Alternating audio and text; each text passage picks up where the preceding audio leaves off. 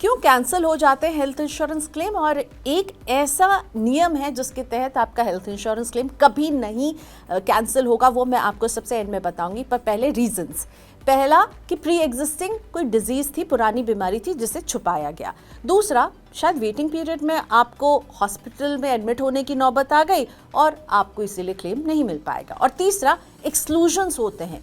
कई बार disease specific exclusion होते हैं, खर्चों के कुछ एक्सक्लूजन होते हैं, यानी कि एक्सक्लूजन का मतलब ये हुआ कि ये खर्चे या इन बीमारी से अगर आप जूझ रहे हैं तो हम इसका खर्चा नहीं देंगे, लोग उसे समझते नहीं हैं। अब ये समझ में कमी क्यों हो जाती है?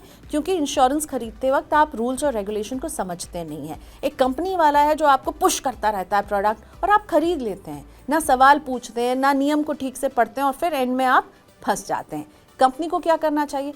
कंपनी जब देख रही है कि भाई प्री एग्जिस्टिंग डिजीज एक बहुत बड़ी वजह है कि क्लेम्स जो हैं वो झूठे आ रहे हैं, तो आप मैंडेटरी मेडिकल टेस्ट करवाइए ना।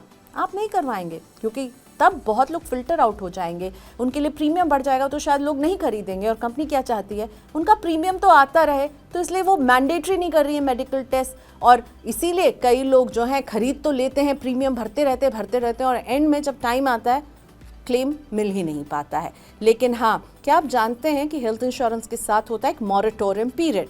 4 साल तक अगर आपकी पॉलिसी चलती रहती है तो नॉन डिस्क्लोजर ऑफ फैक्ट्स की वजह से कंपनी आपका हेल्थ इंश्योरेंस क्लेम खारिज नहीं कर सकती। यानी आप 4 साल तक प्रीमियम टाइम से भरते रहे हैं और उसके बाद आपको कुछ बीमारी होती है और कंपनी कहेगी कि हाँ आपने ये बात छुपाई, वो बात नहीं बताई, तब कंपनी की ये बातें बिल्कुल नहीं चलेगी, आपको तब क्लेम मिल ही जाएगा।